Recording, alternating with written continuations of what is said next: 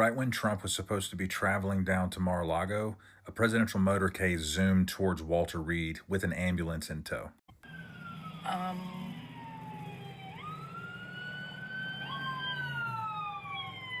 If you're new here, I'm a physical therapist with a doctorate in my field and 14 years experience in home health care, treating geriatric patients just like the president. There was no word from the president from 3:30 p.m. until 6:30 p.m., and there wasn't a physical sighting of him until 8:40 that night when he got off of Air Force One in Florida. I just got a hunch that he suffered a cardiac arrhythmia, and this device that we spotted under his jacket may be a wearable defibrillator. And instead of allowing this device to handle defibrillating or putting him back into rhythm, they did an electric cardioversion at Walter Reed, which is an outpatient procedure. You can have a cardioversion performed and then be released from the hospital not long after that. And then you can get on a plane and go down to Florida. It could be that a fragile atrial fibrillation state caused this significant degree of fatigue the other day during that press conference, where he was asleep for a total of 20 minutes. Now, of course, we don't know who was in this ambulance for sure, but there sure was a shit ton of SUVs around that thing, making it look like it was somebody very important. For context, I just saw a patient of my own this past Friday afternoon